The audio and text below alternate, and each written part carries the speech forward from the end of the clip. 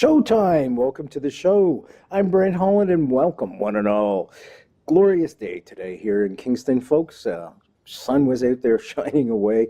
Above average temperatures, way above. There's a warm breeze blowing, and my coffee at the coffee shop was just perfect. So as I drove into the studio tonight along the shore of Lake Ontario, the sun was setting. The stars were coming out, which is the perfect setting for our show tonight. Tonight, the mighty Rod Pyle returns, and we are headed to where no one has gone before. Space, yeah, baby. Tonight we're going to look at the possibilities of a human mission to Mars to establish living quarters. Now we're going to look at all the logistics of such a mission and its sustainability. We will look at the recent Cassini project coming to an end and look at what JFK meant to the space program. It's the perfect night, folks, to jump in your most comfy chair, kick your feet back, take this time for yourself, get the coffee going, get the tea going, or a beverage of choice. Rod Pyle, of course, has been on the show many times. He's a space historian who has worked with, are you ready, NASA, JPL, Jet Propulsion Laboratory, and the Johnson Space Center. He's written 10 books. Mars Making Contact is one of them, Blueprint for a Battlestar, and the amazing stories of the space age. Fantastic stuff, folks. And you can find his shows in the archives, www.nightfrightshow.com. Rod's work has appeared in the Huffington Post, Popular Science, the History Channel, Discovery, and he worked on, are you ready for this? The TV series, Star Trek Deep Space Nine. Now, Rod is also a graduate of Stanford University, where my nephew just graduated. He's our first rocket scientist in the family, I'll have you know. Now, some exciting new news about Rod that you're going to be pumped for. The National Space Society, NSS, has asked Rod to write a new book titled Space 2.0 or 2.0. Wait till you hear who he's going to interview for the book. You ready for this, folks? Okay, intended interviewees include Elon Musk, who I have to tell you, folks, in Kingston, we have an Ivy League university called Queen's University. Elon Musk went to this university. Yes, indeed, folks. And, you know, there's a pilgrimage every year. People come in their Tesla cars, and no, I'm kidding. There's no pilgrimage. But it's kind of neat to think that, you know, Queen's University hosted Elon Musk. He was only 17 years old, by the way, when he came here. Other people he's going to interview, Neil deGrasse Tyson, Buzz Aldrin, yeah, Andrew Weir, Lori Garver, and Sir Richard Branson, among others. It's my great pleasure to welcome Rod back to the show. Thanks so much for joining us again. Thanks for having me. And that list is a little out of date. I got close to a lot of those people, but in a couple of cases, I got their immediate number two, which is still good, because actually then you spend lots of time. So didn't get Musk, but I got Gwynne Shotwell, his president, and she spent an hour. Wonderful. And get Lori Garver, got the president of Blue Origin. So I think I interviewed about 30 people, and I have 620 pages of transcribed notes, so I now have to finish making it into a book, but we're in the second draft and it's going well. So thanks very much for bringing it up. What's the book going to be about? Can you give us just a little taste? Because we're going to have you back, of course, when the book is out there and published and everything. You know, we'll really promote it correctly. But just to give people a little bit of a taste of what they can expect. It is a look at the new space age that's upon us. And I'm not leaving NASA out of the picture. I mean, they're very busy. They're building the Space Launch System, which will ultimately, if finished, be the world's largest rocket, including outclassing the Saturn V, and the Orion capsule, which is the largest capsule design yet attempted. But we're putting a lot of focus on the commercial space sector. So SpaceX, Blue Origin, Sierra Nevada, who builds the Dream Chaser. And it's not just about rockets and launch companies, but also companies like NanoRacks are a good example. They're a company that started years ago working with the shuttle program. First, their idea was, okay, we're going to create a standard interface for things going on the shuttle. So if it's an experiment, it fits in a case that goes in our rack, hence the NanoRacks. Now they're making mounts that go on rockets, so you have a a standardized way of putting your payload onto a rocket without having to build something custom each time. So there's hundreds of these companies springing up. So we hear about the SpaceX and the Blue Origins, and I'm spending a good amount of time on those in the book, but also really looking at these other endeavors, which range all the way from big companies down to people working in universities and garages, and the international sector, because there's so much happening there that's really exciting too. It's funny, you mentioned companies. Now, there's a company that's a startup company that is trying to get folks to sign up to go on a one-way mission to Mars. And I call it a mission, but perhaps that's the wrong word. In other words, these folks would be transported to Mars, and that's it. They would never come back. We presume they would never come back. It's a one-way trip. You're talking about Mars One, right? Yeah. Let's get into that, because that was one of the subjects that I had mentioned off the top. So this is pretty good segue into it. Rod Pyle's joining us, by the way, folks. Tonight we're talking about a mission to Mars. Okay. Now, you've already written a book called Mars Making Contact, and we've covered that. If we were to go to Mars, you and I, okay, hopefully we'll bring some women with us too, because that's the way I roll, and Yeah, no offense, but just the two of us, I don't know. You can only play so much poker. Not into beard scratchy. No. Yeah. No. Anyway, okay, so what are the logistics? How would we, a good friend of mine, Cam, asked me to ask you this right away. He said, what's the best way to get to Mars? Do we go via the moon first? Do we go via the space station first? What's the best way? I don't know, straight up, straight No, out? it's a great question, and it's one. I probably worked more on that chapter in the Space 2.0 book than any, because you're stepping into this virtual minefield of policy here, or we are together. So this is the big debate, which has been going on for years, decades, depending on how you look at it, is what's the best way to get there? We've been talking about this since the 1930s. Wernher von Braun designed this big 10-ship Armada mission that he wanted us to undertake in 1953. It would have worked if you could have done everything he wanted, which involved 950 launches and huge amounts of these 10 enormous vessels heading to Mars, and he had winged landing craft that unfortunately has less air than he thought, so they would have crashed. So it wouldn't have worked upon landing, but the ideas were sound from what we knew then. This kind of program has been redesigned periodically since the beginning of the Apollo missions. So in '69, they came up with another one. In the '80s, they came up with another one. In the '90s, they came up with another one. The last study was, I think, the early to mid 2000s. These are called design reference missions. NASA does these every now and then just to try and get a handle on what the best way with current technology is. And it's still just a bridge too far. So we've been talking about this journey to Mars. I don't know if you've seen the graphic that NASA puts up all the time, but it's got Earth over here and Mars here and this kind of tentacle-y thing reaching out. And I still don't really understand how it all is supposed to work, but it's a cool graphic. And we've been talking about it and looking at computer simulations of how it might work. So the idea in general terms overall is still an expeditionary program, not a long-term, we're going to build a fleet and go back and forth and build cities on Mars. But as far as the national space programs of the planet are concerned, so that's America, Russia, to some degree China, if we're going to Mars, it's with a rocket or a handful of rockets assembling something in orbit and then heading off to Mars, first with unmanned cargo vessels, which will probably be using solar electric propulsion, so they're slow, but they can move a lot of mass. And then we save the big chemical rockets or the nuclear engines if we can figure them out, how to do them politically. We already know how to do them technologically. Make the fast trip to Mars, but even that takes 6 to 8 months, depending on how fast you're going. So there's a lot of issues involved there in terms of radiation exposure and microgravity and so forth.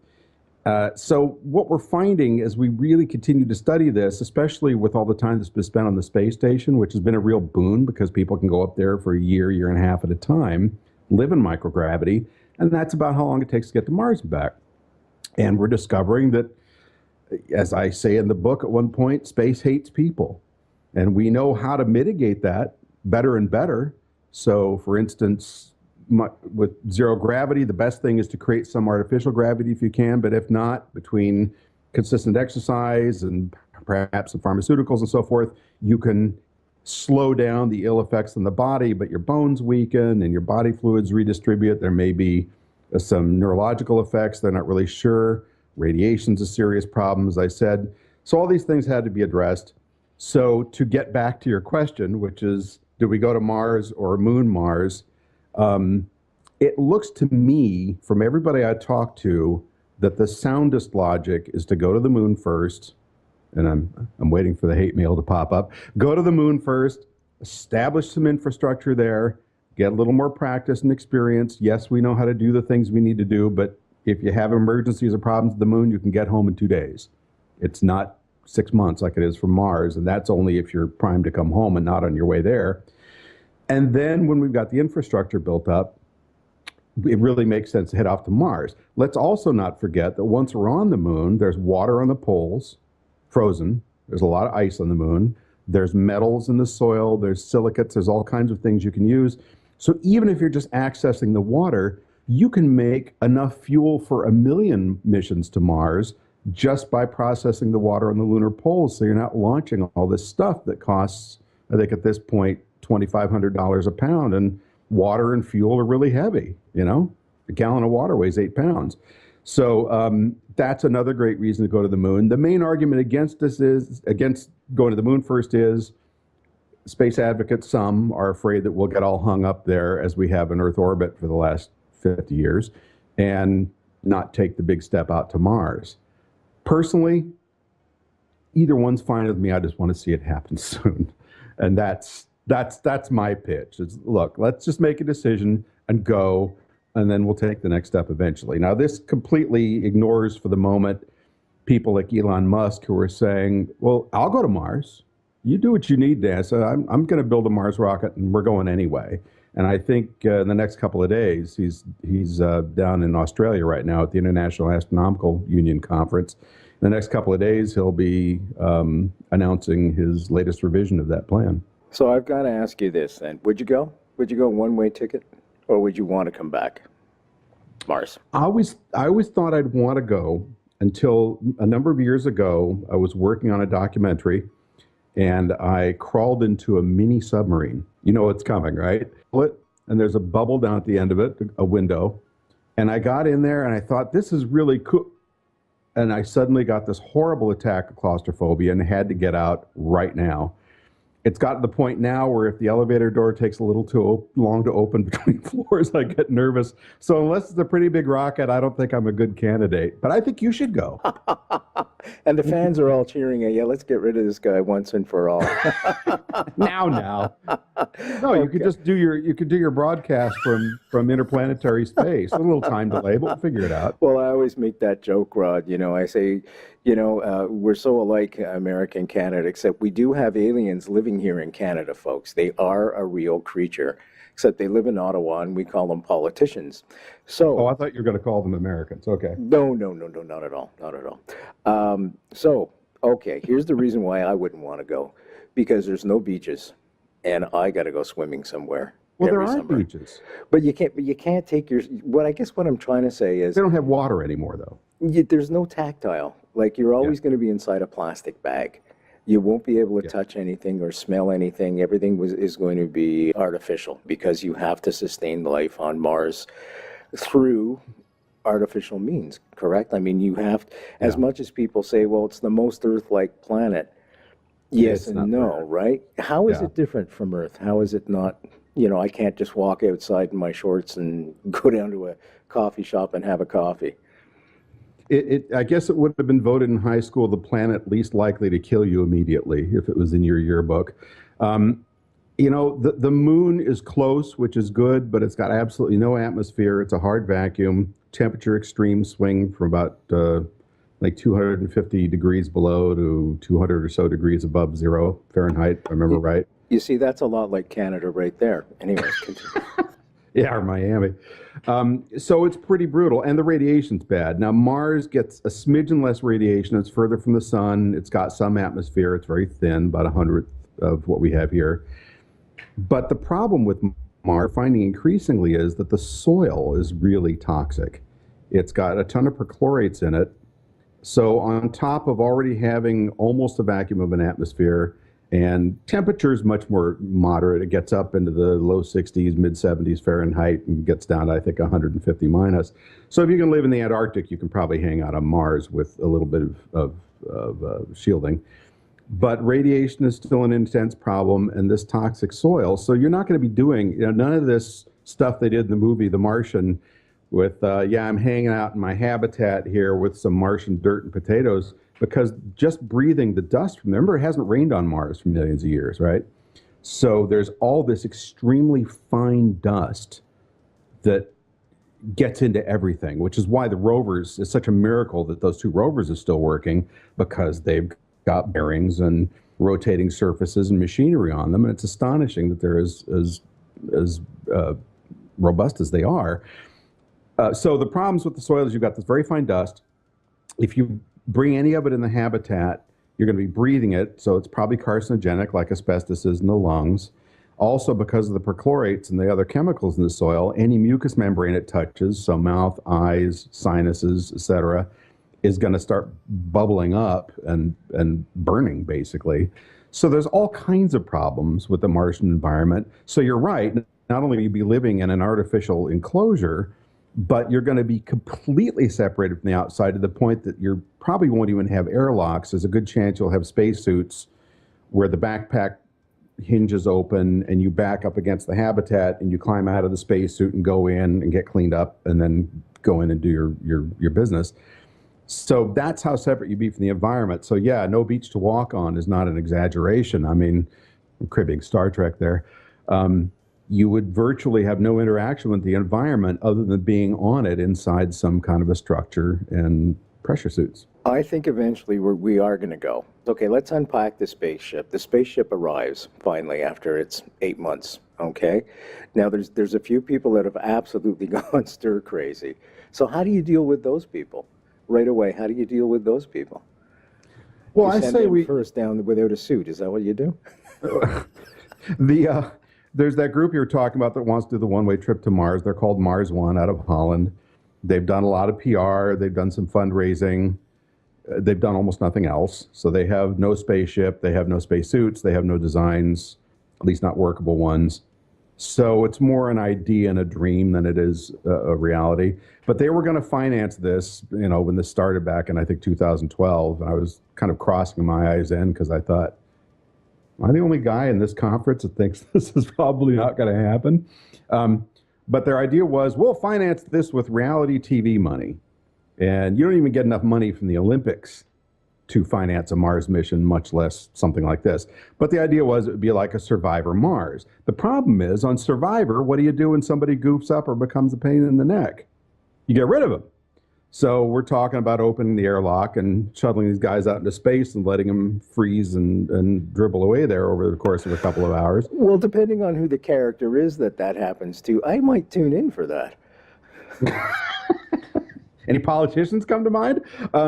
Yeah, there is that. I think, this is, again, one of those, one of the people I interviewed for the 2.0 book was a guy named Bill Tarver, who's a flight surgeon at Johnson Space Center. Super nice guy, really folksy, no jargon. He just describes stuff in everyday terms. Real pleasure to meet him and befriend him. And I said, what about psychological factors? We've talked about weightlessness, we've talked about radiation. He said, it's a problem. We haven't probably studied it enough. They've studied it a lot, not just in space, in the space station, but also on the ground. They do these simulation missions. So they've done a couple in Hawaii, which you've probably seen. They did one in the middle of Moscow in a great big enclosure they had there called Mars 500. That was 500 days.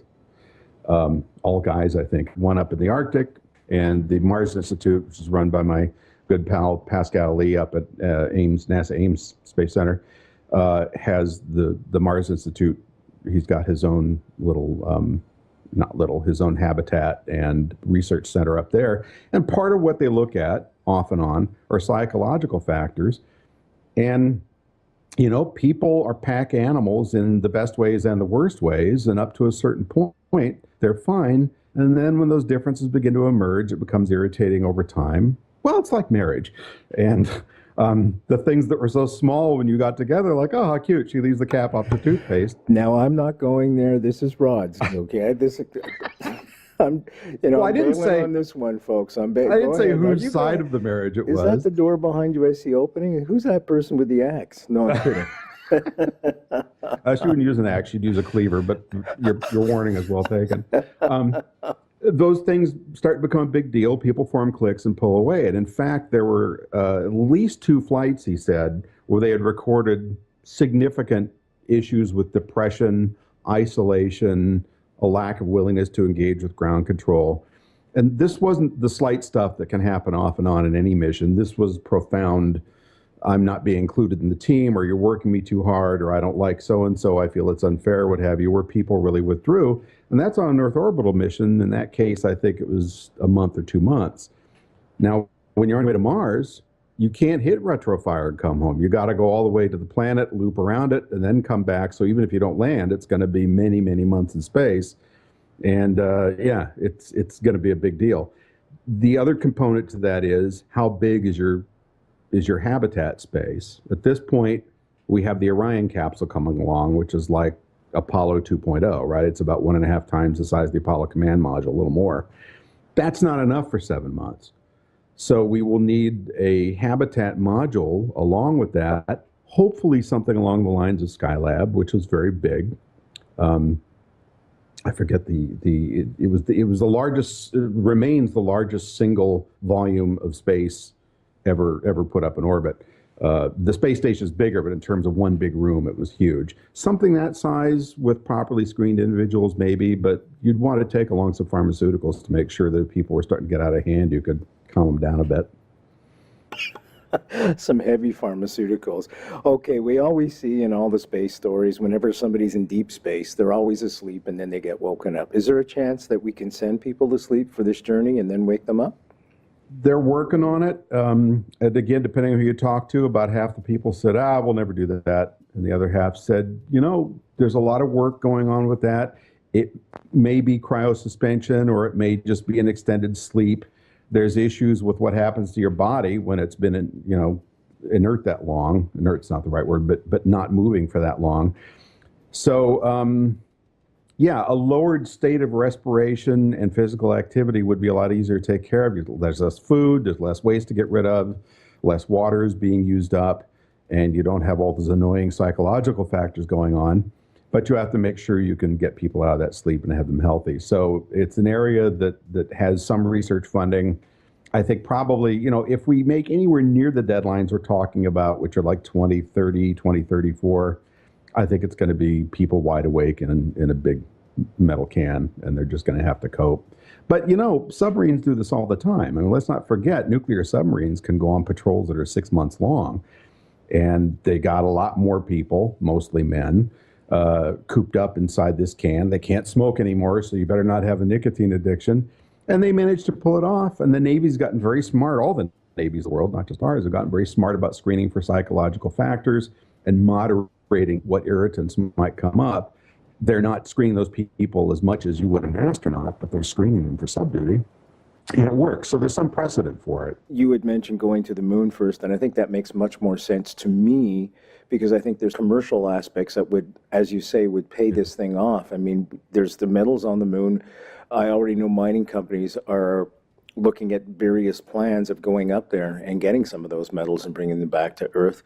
The other thing is, too, is tourism. I mean, I wouldn't mind going to spend a weekend off the planet. I would mind going to spend 2 years of my life off the planet and then coming back, in terms of Mars I'm talking about. So I think those things are more practical. Now, there was a young lady who was in space for the longest time of any human being. Do we know anything about the scars that she's brought back, or have we had any revelations and said, oh my, it's not as bad as we thought, or it's better than we thought, worse than we thought? I think you're talking about Peggy Whitson, Yes, who yeah. would be thrilled to be referred to as a young lady, since she's almost our age, but she's 57. Speak for yourself, okay? Because I'm going to be 29 forever now. Okay, good for you. Well, if you can get to that relativistic time travel, you could stretch that out longer. She accrued the most number of days, but I think the real baseline for study, and again, I was talking to this flight surgeon about this, was Scott Kelly when he flew, because he was up there for 363 days, I think. But his twin brother stayed on Earth, and he was a former astronaut. So you've got this control organism down here, so you can put these two guys side by side and say, "Ooh, we see some changes in the DNA. This is not good." And now this is, mind you, this is in the space station, which is still under the magnetic shielding of the Earth. So there's a lot less radiation of certain kinds hitting the space station. You get out towards the moon and Mars, and you are getting the full brunt of what's coming from both the sun and outside our solar system from the greater galaxy and beyond, cosmic rays, both of which can be very damaging over time. So anyway, getting back to your question, I haven't read of anything major yet from her specific studies, but they're pretty fresh. With Scott Kelly, they did find a few things. Again, primarily it's stuff we've already seen, which is your bones begin to weaken and eventually decompose because they're not being stressed by gravity. And you start eliminating a lot of calcium from your system because it's not needed. The fluids in your body tend to move up towards your core because gravity isn't pulling them in your legs. And you know, we all grew up on a planet that had 1 G of gravity and a single atmospheric pressure of roughly 14.5 pounds per square inch at sea level. So we're bred for that. We're perfect for this planet. No place better. You take us somewhere else and it gets problematic. Some of the other problems, they get increased intracranial pressure. Their eyes flatten. So your focus actually shifts. It happens more to men than women. They don't know why. For some people, it seems to be permanent. For some, it's not. So that's a concern. There may be cardiovascular issues. There was a study done on the Apollo astronauts against a larger control group of both flight and non-flight shuttle astronauts. But you're talking of the Apollo astronauts, I think 5 of them exhibited some kind of cardiovascular issues. So it's a really small sample, which may not be relevant. But they did see what they thought looked like a higher instance of cardiovascular issues. And then finally, neurological, they're beginning to see some indicators that there may be neurological effects from space radiation, which is a big deal. So again, the space station is insulated from the majority of that radiation, but when we start talking about going on these longer voyages, you're going to have to shield people. So now you have to take your own air, take your own food, take your own water, find ways to get rid of your waste. And oh, by the way, you've got to surround the spacecraft with lead or plastic or rocket fuel or water or something to try and intercept all this radiation, and then hope you don't have a solar flare because you'll need even more protection. So it's a tough slog. Is it worth the risk? Well, it's interesting, again, having this radiation conversation with a flight surgeon. I said, okay, you've prized me the risks. I know your astronauts who you take care of, you're their doctor, know those risks. That said, how many of them would go anyway? And he said, I think almost all. There are a few that would say, well, I'm not so sure. But he said that he felt the majority of them, their attitude was really, yeah, I get it, it's dangerous. I can get cancer when I'm 75 because I was in space. I might have gotten it 5 years sooner than if I hadn't been in space. Or I can die on a rocket blowing up, or I can die driving to work. So let's just get on with it. I'll sign the waiver, okay? So those guys are ready to go. And we're much more risk adverse than we used to be. When you think about when John Glenn flew into orbit on the Mercury flight, the Atlas had not had a good record. It was a rocket that really enjoyed blowing up about half the time. They had gotten it better, but it was still really dangerous. And he's lucky that it worked. And so were the other Mercury astronauts. Then on Gemini, the Titan, you know, that had hypergolic fuels. One drop of that stuff on you and your hand starts to dissolve. So there's a lot of danger in space flight. We saw it, unfortunately, quite graphically illustrated with the shuttle a couple of times when we lost 2 of them. So I think as dangerous and difficult as it is just to get off the planet and back, that component of going out, certainly to the moon, we've got that one pretty well figured out. We've just got to, I think, really decide how much risk we're going to take. And there's a gentleman named Rand Sindberg, an acquaintance of mine, who wrote a book called Safe is Not an Option. And he basically takes NASA and some of the other space agencies to task and says, people are going to die, get used to it. It happens in airplanes, it happens on skateboards, it happens with base jumpers, it happens with people who ride horses. It's going to happen in space, and we just have to develop that tolerance for the fact that it's going to be a dangerous endeavor. Well, when you start saying, okay, now we can begin to lower these barriers a bit, it doesn't have to be 0.99999, 5, I think that's what they want, or 99, I guess it was 4 nines, reliable and foolproof, it's only 999 or even 0.99. Now you could start building stuff affordably and get going. And that's kind of what SpaceX is doing. I toured their plant a few months ago when I was interviewing the president there. And it's not a NASA facility. NASA facilities look like an operating theater for if you had the head of state there. They're clean, they're airtight, everything is perfect. And there's one spacecraft there that all these people are working on. SpaceX has a clean room, but the rest of the place looks like a Ford plant. There's rocket stages lined up off into the darkness. There's people running around. They're not doing all this fine machining work necessarily for everything. Some of it's just a grinder on the side of the rocket because they're trying to lighten it up. So they do just enough to make it work and make it safe and make it reliable, but not to the extreme levels that NASA has in the past. So that's probably the wave of the future. Do we dare lower that barrier, though? Do we dare take that chances with human life? Well, this is a bit like having discussions about how do you handle North Korea. I mean, we've all got feelings about what we ought to do there, the U.S. more than most countries. But I think everybody's got an opinion. If you're going to send soldiers into harm's way, it's not a bad idea to ask at least their commanders. You probably don't ask the soldier, but ask their commanders, hey, do you think this is a good idea? We're risking life here. I think if you're talking about space flight, there's a certain level of policy discussion that has to be held. And then you need to ask the people who are going to go and say, how do you feel? That is anathema to NASA. They don't ask astronauts, do you want to go? They make the decisions at the top and figure things out on official levels with administrators. But if it was me in charge, heaven forbid, if it was me in charge, it would already be there. But if it was me in charge, I'd say, let's ask those guys. And if they're ready to take some more chances, let's stop worrying so much about the public relations side and go. However, you've got this wild card, which is Congress, which can pivot on a dime. Their opinions are all over the place.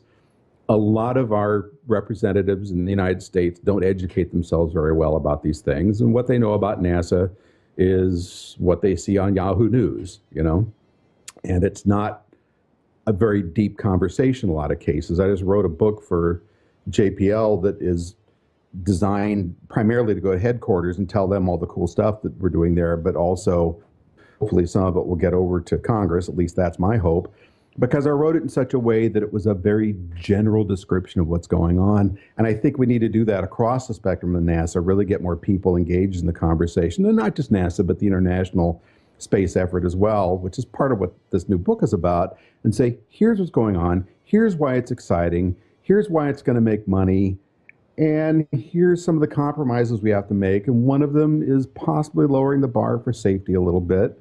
And another one is just committing to this over the long haul instead of these fits and starts of 2 and 4 years, which is what happens here in the States. The JFK Assassination, the definitive book by Brent, Holland. From inside the Oval Office to Daily Plaza, first-person witness accounts. Order yours right now. nightfrightshow.com. Going back to the Mercury capsules, and that made me think of JFK, of course, and Ted Sorensen was a very good friend of mine. He wrote the moon speech, and he was JFK's speechwriter. So, as we bring up JFK. But why, some say, the moon? Why choose this as our goal? We choose to go to the moon. We choose to go to the moon in this decade and do the other things. Not because they are easy, but because they are hard. Because that goal will serve to organize and measure the best of our energies and skills. Because that challenge is one that we're willing to accept, one we are unwilling to postpone. And do all this and do it right, and do it first. Before this decade is out, then we must be bold. And that speech actually took place on September 12th, 1962, and that's his moon speech. Okay, let's talk about JFK, that speech. It seems to me that encompassed everything you just spoke about the challenges of going to the moon. Was that really the decision was made at that point to go to the moon at that point? And what did that do for the space program? I mean, obviously there was things going on before that in space, and Sputnik was a big wake-up call for the West, big time. even in Canada it was. But let's talk a little bit about that speech and JFK's legacy. That speech still gives me chills. I have to say, I get a little choked up when I hear it, and God bless the writer, because JFK really owned it. When you look, it's interesting because I got in a little bit of a debate about this at a conference recently up on stage with somebody who probably should have known better, but was talking about the incredible commitment during the 60s. You know, he was old enough, like I am, to remember the 1960s and the space race and that big push for Apollo and the incredible commitment of government and the incredible support from the public and so forth. And so that's something that I'm also writing about. So I did a lot of research, and that's not really how it went. Apollo was in the works before that speech. It was being studied. In one guise or another, they have been looking at how to land on the moon since the mid-50s. Didn't look like it did for the Apollo program. They were looking at one big rocket that would go up, land on the moon, and come back, dropping stages on the way, but no lunar module. But it had been studied. And the decision was by no means a fait accompli. It was not a certain thing. It was really, we had the Bay of Pigs that came up shortly before that, our failed invasion of Cuba with CIA backing. We had been embarrassed in space by the Russians a number of times. And Kennedy called the science advisors and some of the NASA people together and said, look, you know, obviously we don't want to get into a war with these guys, the Soviet Union, but we have to make some kind of a gesture here or we're going to look like a fading rose.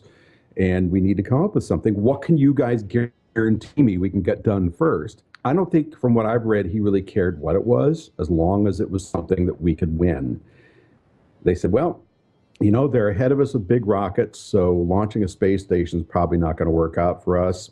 Orbiting the moon, they could probably do it with one of their medium-sized rockets and then more advanced capsule, but landing on the moon, they felt, was a difficult enough engineering exercise that it was going to give us an even shot. Now, as it turned out, the Soviet Union was a lot further along that path competing with us than we thought. They had a lander that they had developed that probably would have worked. They had a big rocket that they developed that could have worked but didn't. It exploded every time they tried to launch it. I think there was 4 attempts. And so our system did appear to work out better. Now, when you look at popular support for Apollo, Congress was twisting back and forth over the years. And honestly, just before he was assassinated, Kennedy had reached out to Khrushchev a couple of times and said, you know, we could partner up on this thing quietly. And first Khrushchev said, no. And then he came back and said, well, maybe. And then Kennedy said, okay, let's talk about it. I'm paraphrasing, obviously. And then he was assassinated, and the Democrats owned the moon program. And in my opinion, it became a political football that nobody was willing, even Walter Mondale, as much as he tried to put the brakes on Apollo, was only willing to grab that hot potato for so long. It was kind of a toxic thing. You know, you don't want to take away the martyred president's space program. Nobody ever talks well of Lyndon Johnson, and yet he did so many magnificent things after, you know, civil rights bill and things like that. Yeah. Did he take that and champion the space program? I mean, we're talking about the Johnson Space Center, right? Is this one of the things he got right? He did. And Johnson, along with Jim Webb, who was the NASA administrator during those years, these are both guys who knew politics. They knew where the skeletons were. They were quite happy to roll up their fist and get into metaphorical punching matches with other politicians and people that needed to get off the stick and get things moving. And they both did, especially Johnson. He was pretty brutal by all reports. But he did incredible things in terms of civil rights. He did incredible things in terms of trying to fight poverty in this country. And he was a real champion of the space program and was humbled, obviously, only by the Vietnam War, which really ground on him towards the end.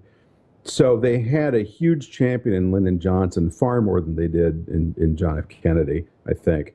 However, when you talk about Congress, there were a lot of people twisting in the wind about it. Oh, it's expensive. We don't have enough of the space program in my district. Can you throw a little more money my way? Maybe I'll be more supportive. And then when you look at the polls in the public, you know, Mercury, there's a big bump, and then it kind of goes down. Then the moon speech gets a bump, and then it kind of goes down. And then Gemini, it kind of goes up and down a bit because that was kind of cool. Then Apollo 8 orbits the moon in fairly short order. That was something they put together pretty quickly because they got a CIA report saying, you know, we think the Soviets may be close. They're going to steal our thunder. So they figure out Apollo 8. So Christmas of 1968, they're in orbit around the moon. Bam, the numbers go up. And they're beginning to wane a little bit. Apollo 9 is not very exciting. It's just Earth orbit. Apollo 10, yeah, they went to the moon, but they didn't land. Then, of course, Apollo 11, the numbers go through the ceiling. Now it gets really interesting. Apollo 12, they drop a little bit. The camera fails. Support drops more. Then Apollo 13 comes, and interest and support goes way up because they survived. It was the successful failure. But I kid you not, and you may remember this, by the middle of the Apollo 14 moonwalk, which was being televised, once people in the networks realized that they weren't going to die on the way out to the moon like Apollo 13 almost did, they started cutting away to soap operas and reruns of sitcoms and stuff like this. And I'm sitting at home from school. I stayed home from school to watch this, and I'm thinking, how can a civilized country like this, who sent people to the moon, go back to General Hospital in Days of Our Lives when there's people on the moon? And this happened for the rest of the program. So again, popular support and interest began to dwindle. The Apollo program ended. We had Skylab after that, the Apollo-Soyuz test project. Neither of them got tons of support. And then the shuttle for 30 plus years. And that came and went depending on how the shuttle program is doing, but never got the kind of popular support that Apollo did. So that's the name of the game, is how to get people engaged. I guess what I'm saying here is it was definitely not, hey, everybody's behind Apollo, and then suddenly they lost interest. It's always been a struggle to keep people engaged in this stuff over the long term because it's expensive. It's expensive, there's no question. And everybody looks on Earth and sees the catastrophes going around the world, and people are starving and things, and they say, well, we should put the money there. I don't fall into that camp. Although, you know, I'm a big guy for feeding people, there's no question. And so what I guess I like the space program for is because it does unite us and challenge us and brings us together. And, you know, I always think back to that one glorious moment when we stepped onto the moon. And I say we because for me it wasn't an American adventure, it was a world adventure. This is mankind leaving for the first time the confines of the Earth to step on a different foreign body. Everybody stopped what they were doing and looked up, and the world looked up. And I mean that metaphorically as well. The only time it's ever happened, people stopped shooting each other for a second to think that, wow, hey, you know, it was absolutely amazing. And that's what I see the positive aspects of the space program. It brings us together as mankind, not as Americans, Canadians, or Russians, or dare I say Syrians, or anybody like that. It brings us all together.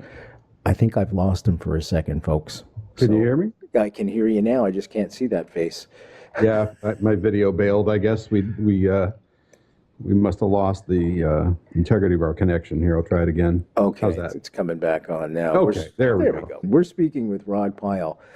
Books like Mars Making Contact, Blueprint for a Battlestar, and Amazing Stories of the Space Age. www.nightfrightshow.com. Just go there. You can click on all his book covers. And also, there's a whole bunch of shows there in the archives that we've done before. Cassini. I would be amiss if we didn't touch on Cassini. Cassini holds a little special place in my heart. I'll tell you why, folks. Fans of this show know I write music for television and film. NASA is one of the people I write music for.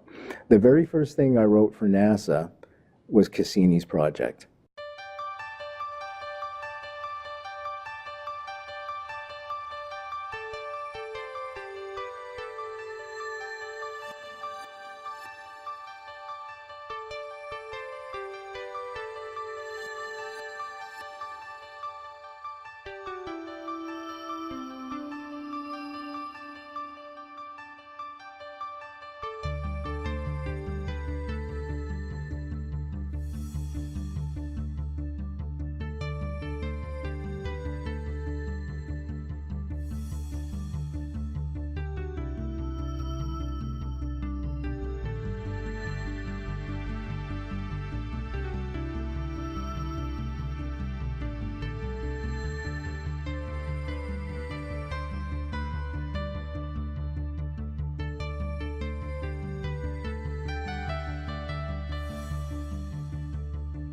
So it has a special place. So, you know, the end of the mission came and I was like, sad.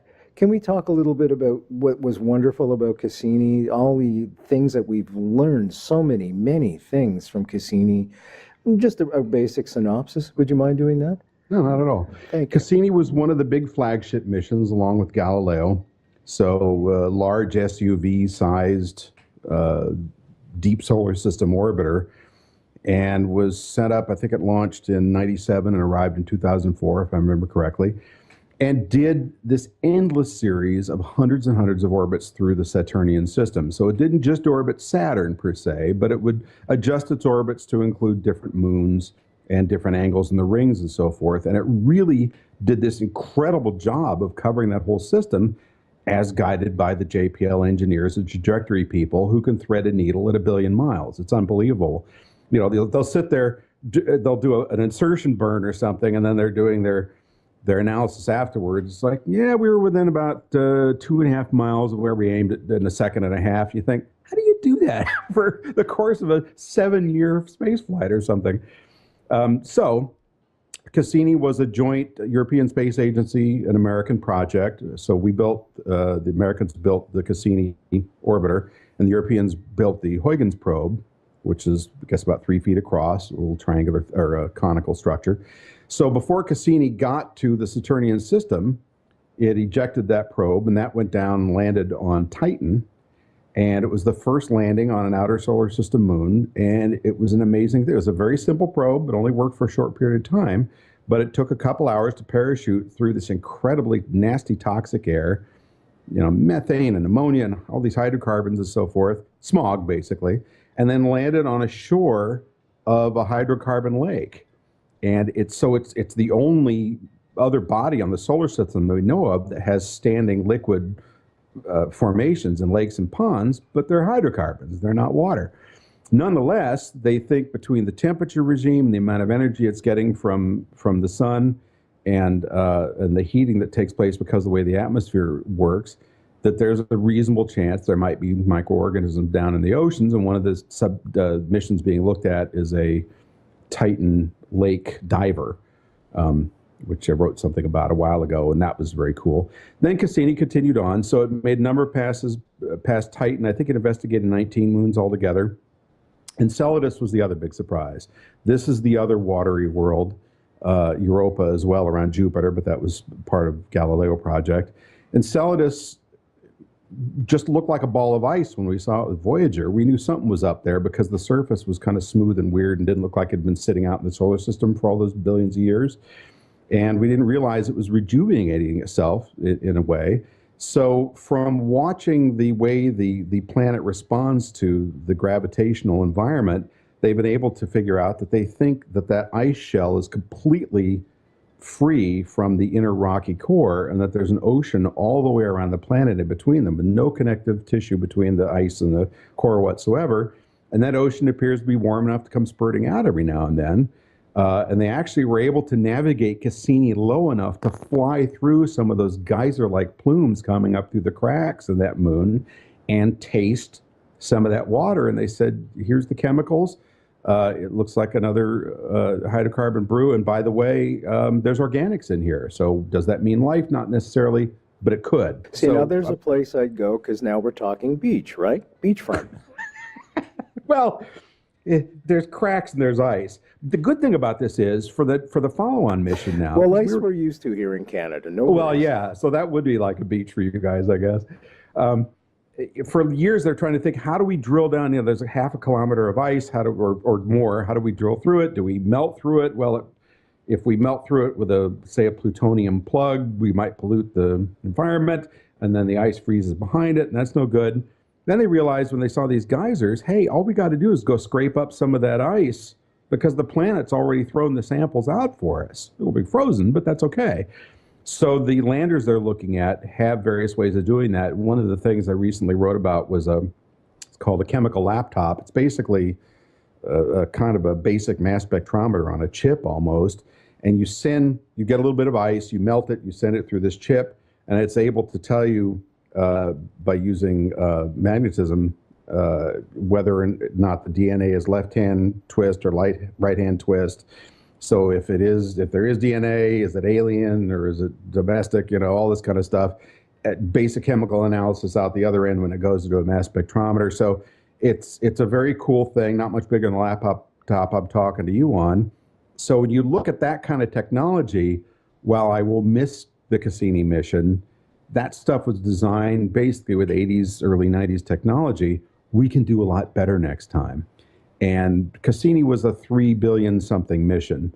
The next one doesn't have to be as expensive, possibly even if there's a lander, because you can now do that kind of stuff in a much smaller package with a smaller rocket that costs less to launch, so on and so on. And with the advances in AI they're making, it doesn't require as much command and control. It can go out there and do its own thing for months at a time. So we learned from experience. Now, something I want to get in before the music starts. I was reading an article several months ago about a great big meteor that's headed our way. Now, it was kind of funny the way NASA put it. There's nothing to worry about, although we can't tell you which way it's going yet.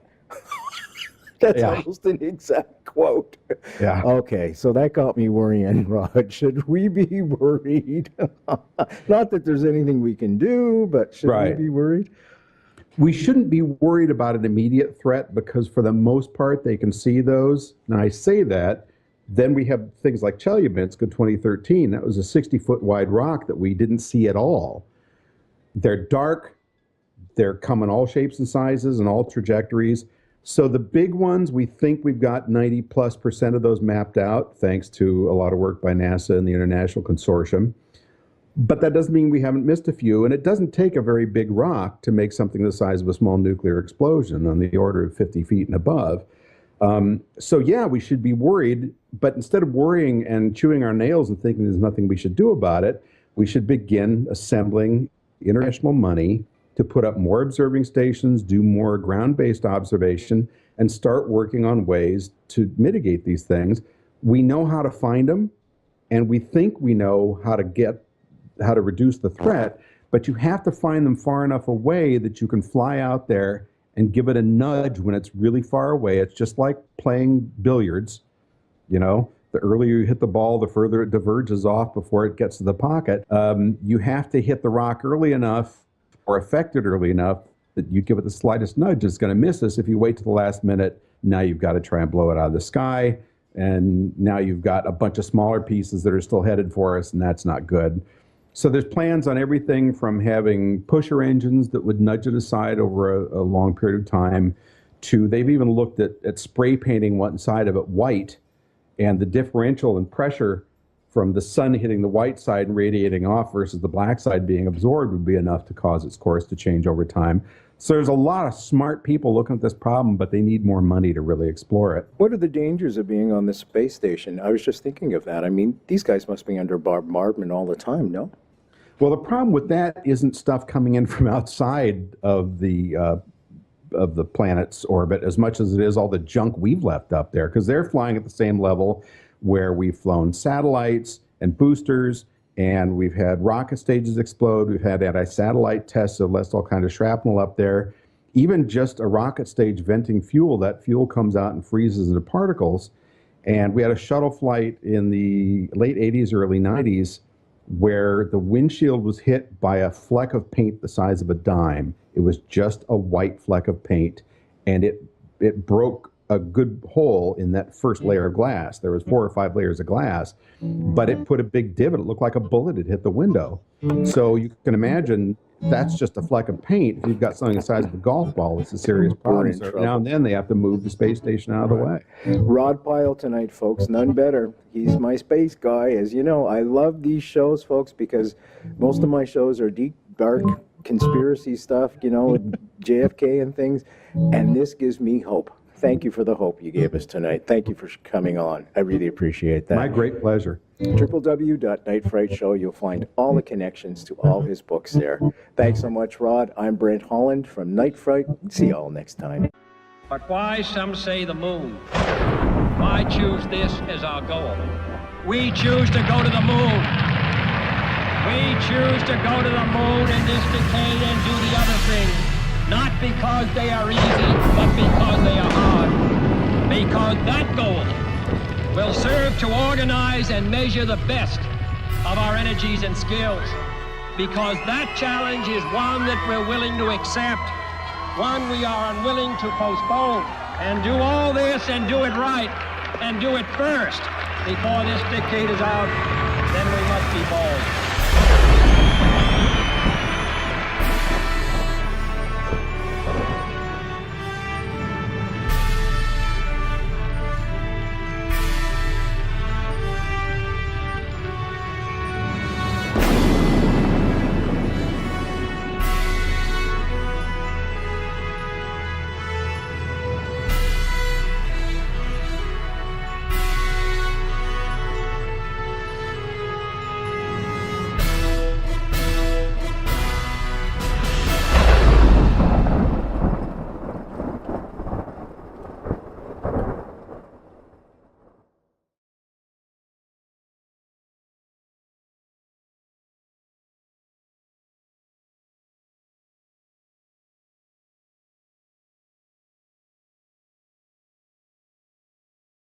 JFK Assassination, the definitive book by Brent, Holland. From inside the Oval Office to Daily Plaza, first-person witness accounts. Order yours right now. nightfrightshow.com.